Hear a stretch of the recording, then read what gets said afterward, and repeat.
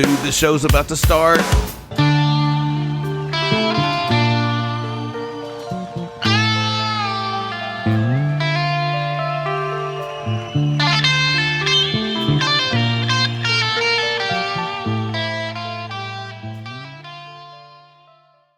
This week, I am going to do something that I've never done before. I'm going to get a little bit of audience participation. I've always thought it would be cool to have a podcast where fans were interviewed because personally, I always love to talk to other fans and hear their stories of when they got into a band, what albums they love, what albums they hate, and all the miscellaneous things that go along with it. So this week, I've decided to do a little bit of that. Now, my discussion with Brandon from Kentucky. We discuss how he got into Iron Maiden, his first Iron Maiden show, as well as other bands he's interested in as well. And Brandon, I hope your assistant principal from high school is not listening, or you and your mom may be getting a phone call and making a trip back to her office for some punishment. So here we go.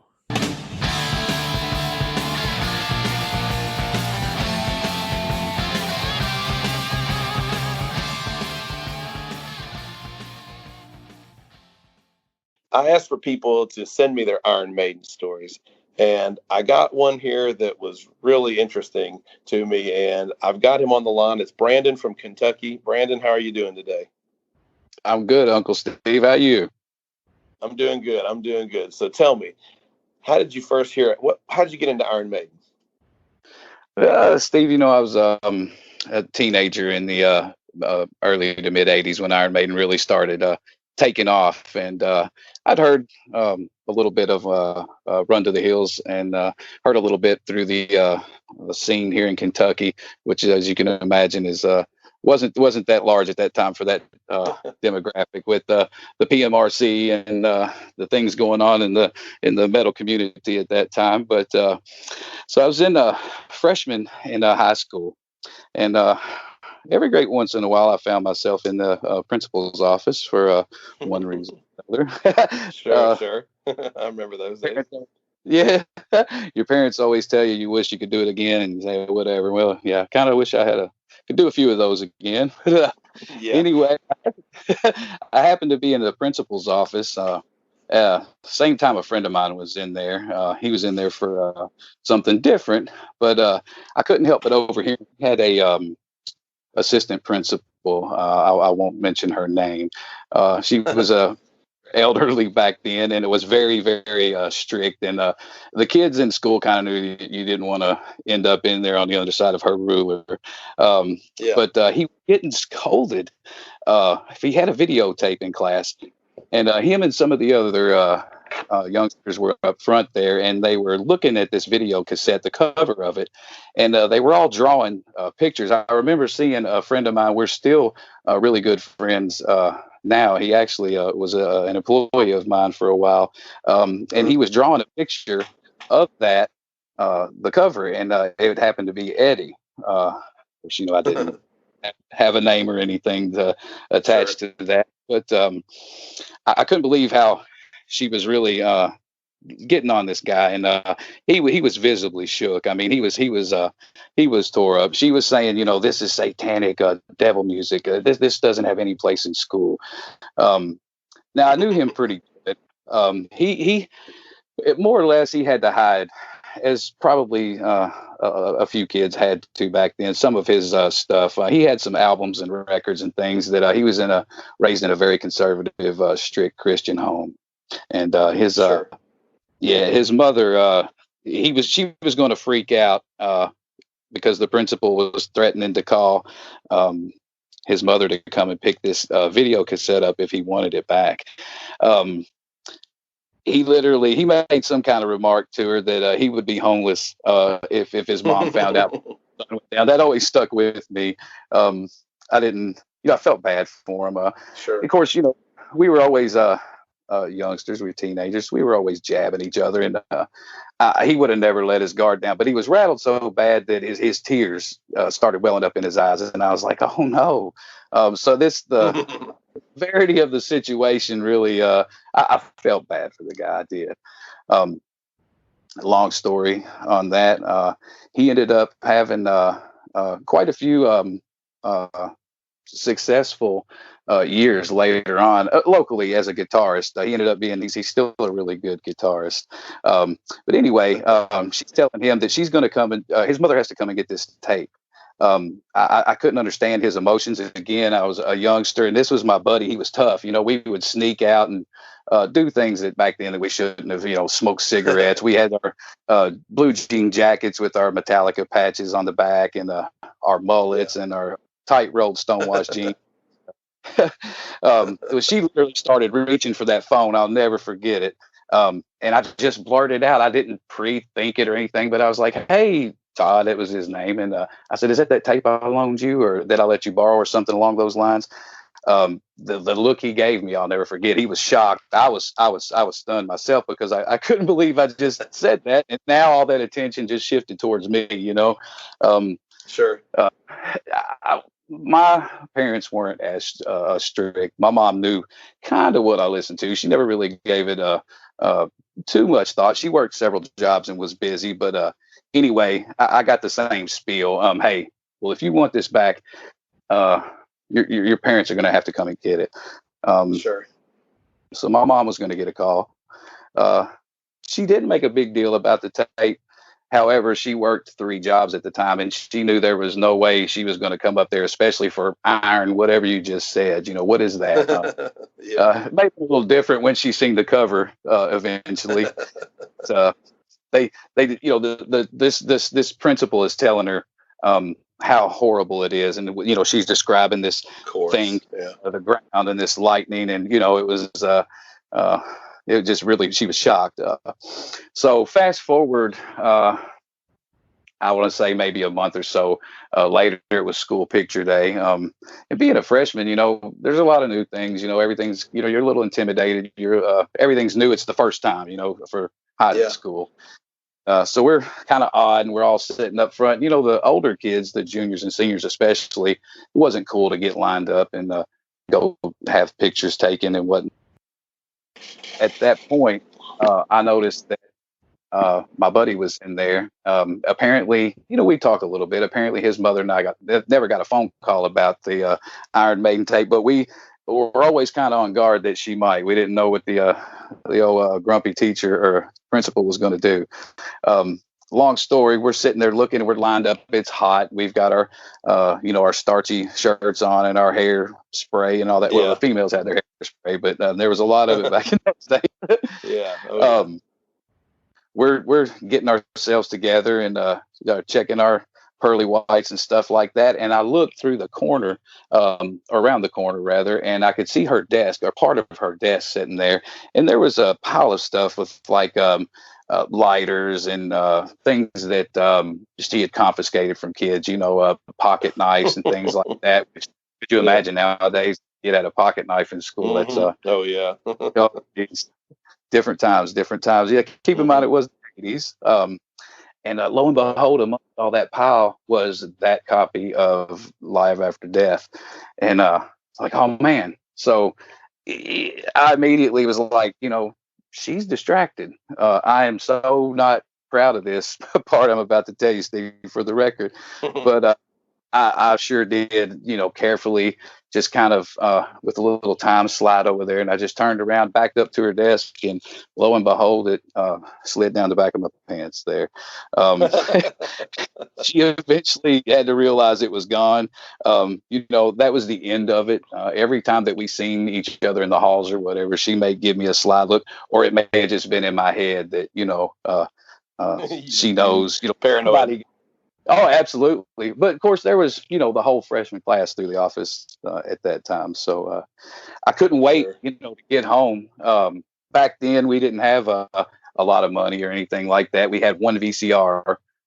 It was we only been not too long before that we had our first VCR without a wired remote.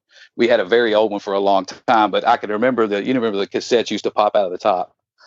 And I popped that thing in there, and the particular thing that I remember that started out was live, and it said the moral of the story is this is what not to do when a bird on you. Yeah, exactly.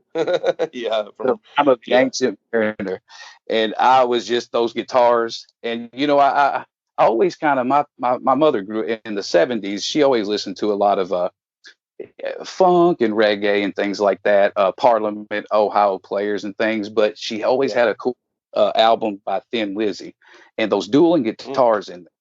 When I heard that, this was like, wait a minute.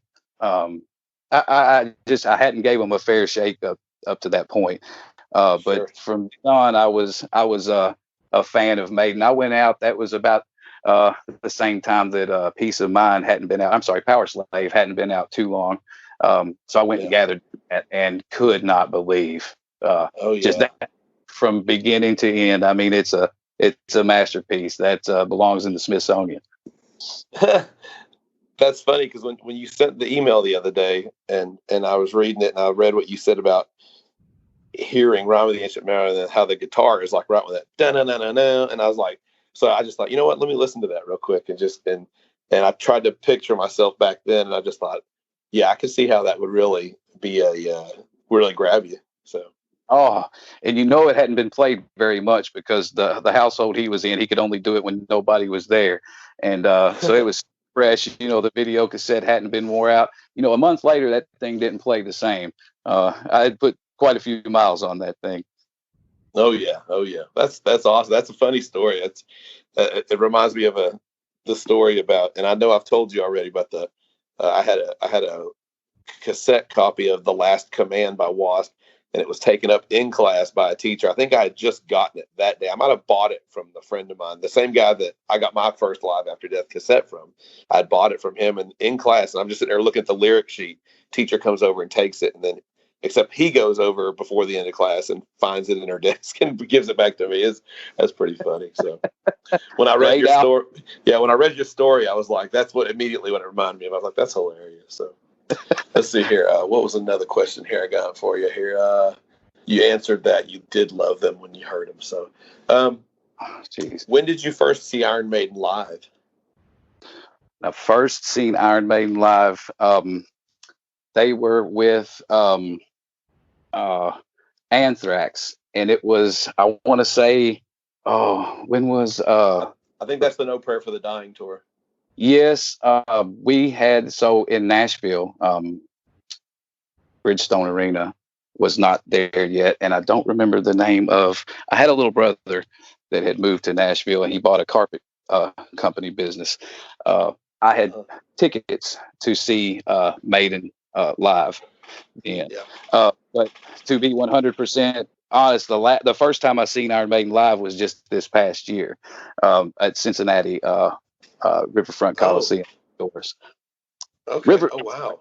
And Music Center. I said Riverfront Coliseum. That's not even there anymore. So on the Legacy of the Beast tour. Wow. Yes. Wow. So with my wife too. Is my wife? She didn't know what to even think. You know what I mean? I had tickets and I'd had offers a few times to go see Maiden live over the years. Yeah. But being in Kentucky, especially in Frankfort, Kentucky, it was always either Atlanta. They just started doing Nashville that I can recall with the internet and stuff, getting accessibility to it here close by here. But it was either Atlanta or Milwaukee or Chicago or something along those lines. Okay. We never ever. It was just really hard to get. They did come through Louisville one time. I was actually working down in Florida at that time, and they were coming to Florida, but I was going to be traveling back this way. It just didn't pan out. I that may have been the final year, but I would have loved to have seen that tour as well. Well, I tell you, you saw a great tour. The Legacy of the Beast show was awesome. I could every song, every backdrop, every body in that audience chanting along with every verse. It's we talked a little bit about the Blaze songs and stuff too. It was absolutely remarkable. Oh yeah, yes, that was my first show. Was the Seventh Son of a Seventh Son. I saw that one. I've only seen them 7 times, and I mean, and I say only, I guess compared to someone who's seen them once, that's a lot. But I know, but I know of people that have seen them. I saw them 6 or 7 times on the Legacy of the Beast tour. It's like I envy that. But but to me, the Seventh Son of a Seventh Son tour has always been. I saw that tour, and then I hadn't seen them for a long time, and I went and seen them again, and they played.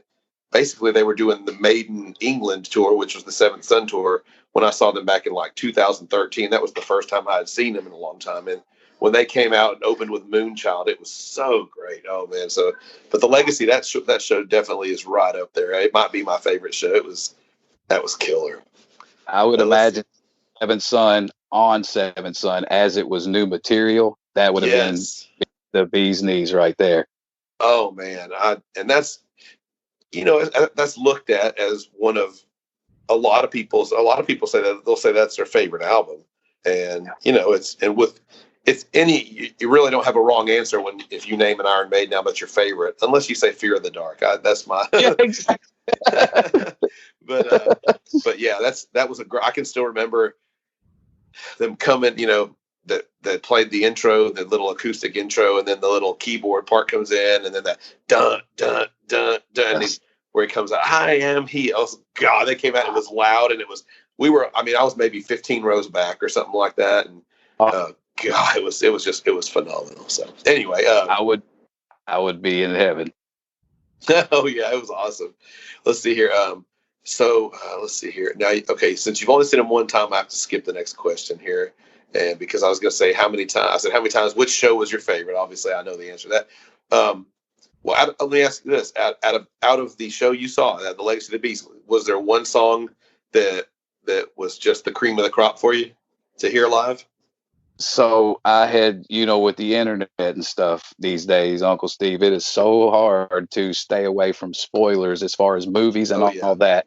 My wife bought these tickets for me for Valentine's Day. She knew it was a bucket list for me. I told you earlier, I've been to over 100 shows easy. And to not see Maiden, he's so obsessed with them, all these, it just never lined up for me. So I didn't know exactly what the song list was. I had seen through social media and stuff, bits and pieces of Bruce addressing the crowd and then leading into, and now here's, or whatever in the next, or you hear the intro to the song. But of course, Hallowed. I just not. I had wet eyes. I'm going to be honest. And my wife, she said that we've been married almost 20 years next March, and she said she's never seen me act like that towards an act, and it took my breath away.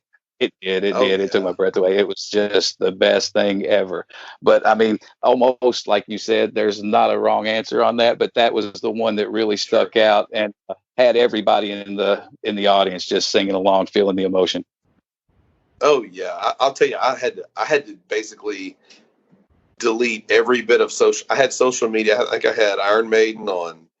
I think I had an Instagram account that I was following them on, and I had a Facebook, and I had to just delete Iron Maiden because I was like, I want to go to this show like the first time I ever saw them, or where I had no idea what was coming. And I think I had seen something where I saw that they were going to play Flight of Icarus, and so I was like, when I saw that was when I was like, okay, I've got to delete all this because otherwise, I knew they were going to play Aces High. I'd already seen the picture of Bruce with the with the little air what do you call it? The gear, the headgear for the pilot, and then the picture of the Spitfire on stage. And so I thought, okay, they're opening with Aces High probably, and I saw the Flight of Icarus, and I had no idea for anything else. So I got to be pleasantly surprised through the whole show, and it was so awesome. I mean, knew the Number of the Beast was coming, and the Trooper was coming, and Fear of the Dark, but other than that, so that's cool. The one that really surprised me, Uncle Steve, was the Klansman. I did not realize, just in the atmosphere, again, being in an outdoor arena, and just the chants and the chorus of that. It was the freedom. That was just, I did not expect. They made me a super huge, that moved the song up into higher on the ranks of my favorite Maiden songs ever. That was awesome. Oh yeah, I agree. It's great. I recorded it on my phone. I kind of held my phone close by while I was just so I could have audio recording of the show, and I was listening to it recently, and I was just like, God, it was so great to hear that live. It's awesome. Great. Okay, so let's see here.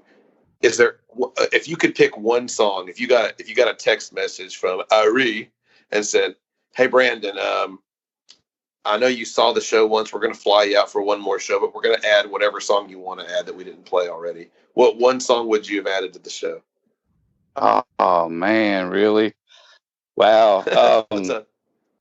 Now that's a tough one. That's a tough one, Uncle Steve.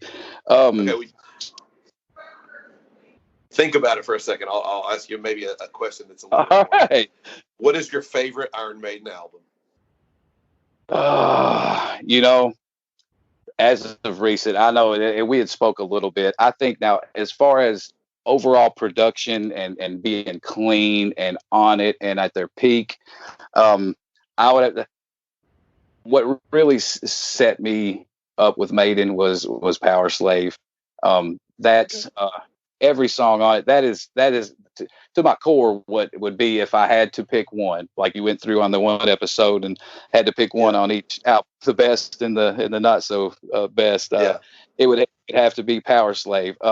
However, Final Frontier is probably my favorite if that I would want to sit down and just enjoy at a barbecue over here this afternoon. I would have to say the Final Frontier. I know a lot of fans disagree with me, but there's really no wrong. I honestly, I don't know if I told you this before, but if I was picking my very favorite Iron Maiden album, I don't want to reveal it, but it would be something that came after Bruce came back, and so it's not my favorite. Like I said, it could change, because sometimes I was listening to the Trooper earlier, and I was just thinking, man, Peace of Mind is such a great album. It's such a great album. And it's like, I could maybe right now I'd say Peace of Mind, but tomorrow I might say Seventh Son. It's just, there's not very many wrong. There's only a couple of wrong answers in that, really. So do you have a favorite song? If you, probably, and this just recently changed. My favorite song was pretty much "Hallowed Be Thy Name," almost up until, probably pretty much until I seen live Icarus. Really? Okay. And it's just the way he did it with the flamethrowers and the whole show. But the way that Bruce put that on, the atmosphere. Keep in mind, again, my wife and I.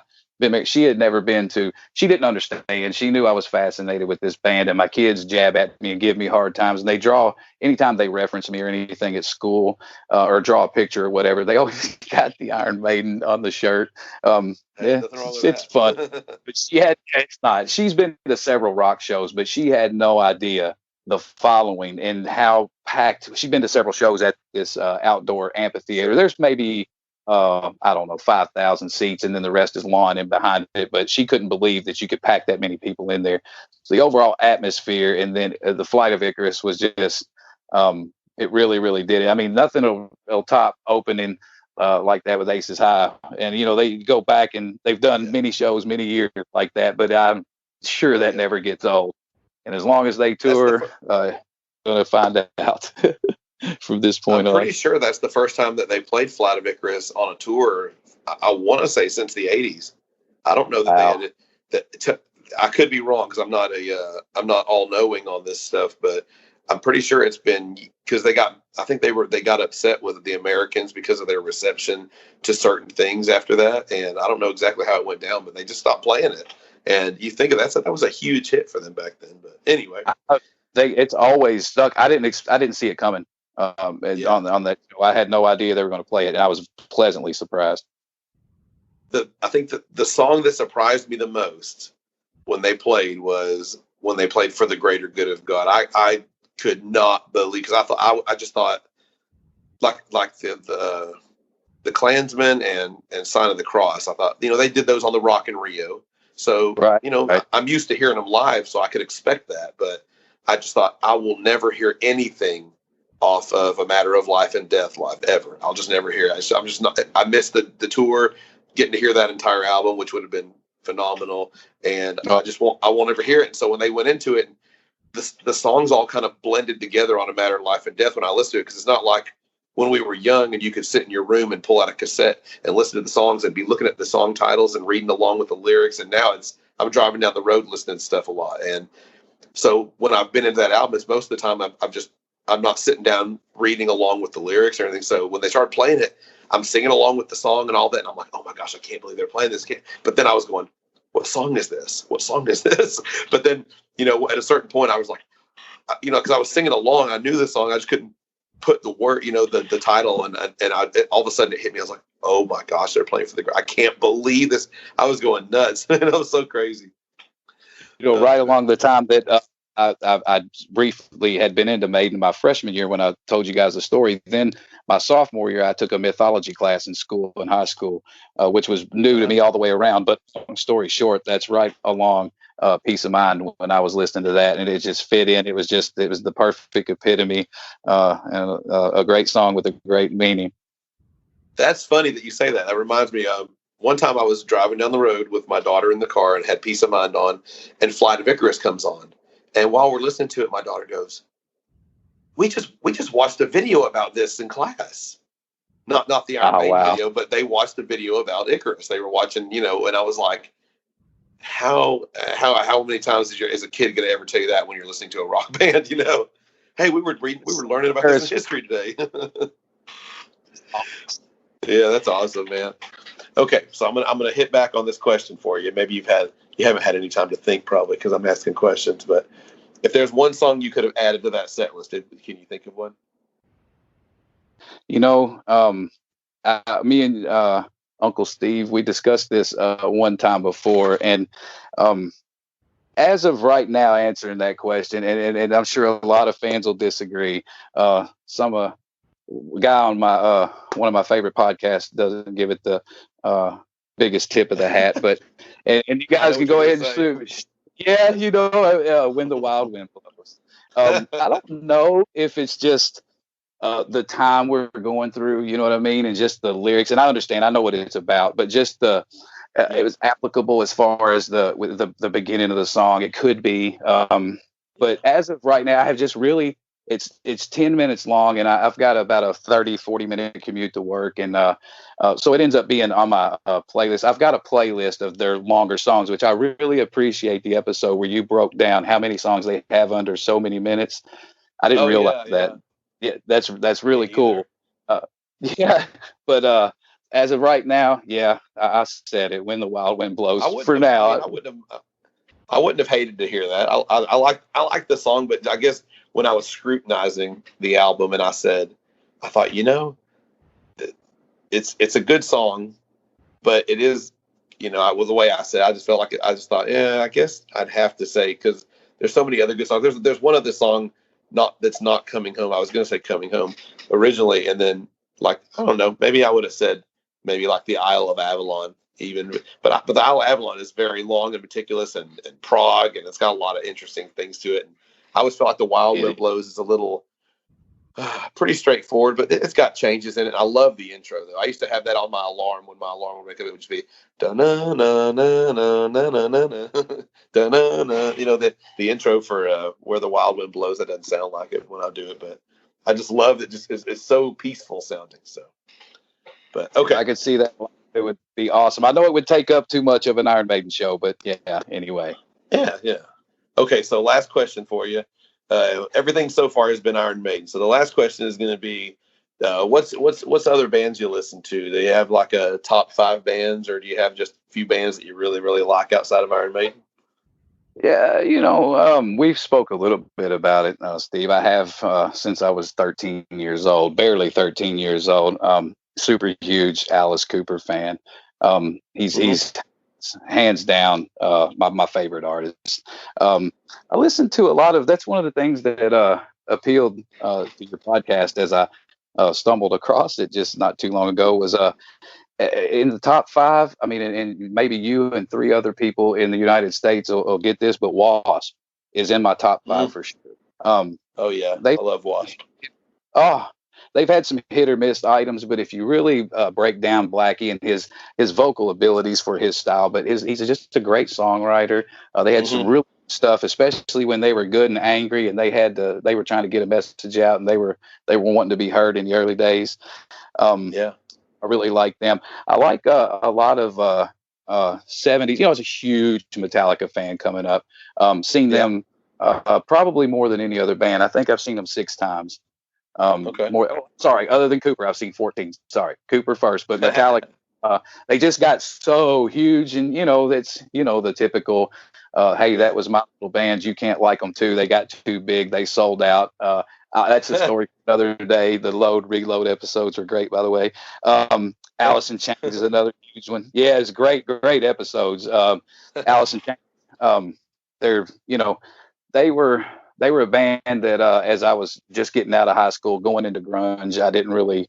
I was, grunge was grunge, and I'll leave that there. But Alice in Chains were something different. That haunting harmonizing of Staley and Cantrell, really, really, and the guitar. I didn't realize how much Cantrell really contributed to them until I seen him by himself. Great stuff. Of course, Kiss is a big one too. But Kiss, Wasp, of course, Alice Cooper. Kiss and Wasp would be in my top 5. I like a lot of Molly Hatchet, those crunchy organ, Deep Purple type of sound. And I'm not a super huge Deep Purple fan. I've seen them a couple years ago with Cooper, but they really just that crunchy grooving, Thin Lizzy type of 70s, a little bit dirty sounding distortion in their guitars. Wasn't a lot of technology, then it was pretty raw. But there's a fun little band. I don't really like what they stand for as far as their outward appearance and stuff at my age anymore, but Ghost. I don't know if you've a bunch of them, but they remind me of an old, funny, the kind of the hokiness of the old Alice Cooper band. I can see that. I've listened to them quite a bit lately. They've got some stuff. They don't sound like they look. If that makes any sense. Oh yeah. Well, they opened for Iron Maiden on the Book of Souls tour. Oh, they did. That's right. Did you seen that? Yes. We didn't. We saw like a little bit of the last song. We didn't. We were. I wasn't really interested because of the image. I just thought I don't want to bring my kids right now because I remember just kind of looking in there and there's upside down crosses and all this crap everywhere. I'm just like, let's go get a drink and let's go get our t-shirts and stuff like that. I was like, I'm not really, and I really wanted to be in there and watch just to because I always like to hear and like I said, they did a cover of a Beatles song, Here Comes the Sun. And it's, I'm not the biggest Beatle lover. I definitely respect them. And I like a lot of their music. Like I would say I have a favorite Beatles album, Rubber Soul. But as far as their version of Here Comes the Sun is really cool. It's different. It's really different sounding, but it's cool. So it is. It's a great song. I like that. Glad you brought that up. I'm going to put that in my list. I haven't heard that. No. Oh man. Okay. Well, I'll say this, Brandon. I appreciate you taking the time to take time out of your day and come on and talk Iron Maiden here and tell us your story. It's really cool. Like I said, it's cool to me to always hear different people's stories and see what people think. So thank you very much. Thank you, Uncle Steve. I appreciate the opportunity. I appreciate what you do. I know you're a father and you're a husband and you have other priorities in life and obligations, and to take time to put something out for an old geezer like me that, again, I've told you my story. I just stumbled up by searching Iron Maiden podcast a few weeks ago and ran into this, and it's been really neat, and it's been an awesome trip down memory lane. It's been very nostalgic. All of I just named a lot of my favorite bands, so you see, and everybody else that checks out your podcast will see why that makes sense. Awesome. Well, hey, thank you. Have a good night, sir. You too. Keep on going and up the irons. Once again, I'd like to thank Brandon for taking the time out of his busy life to talk some Iron Maiden with me.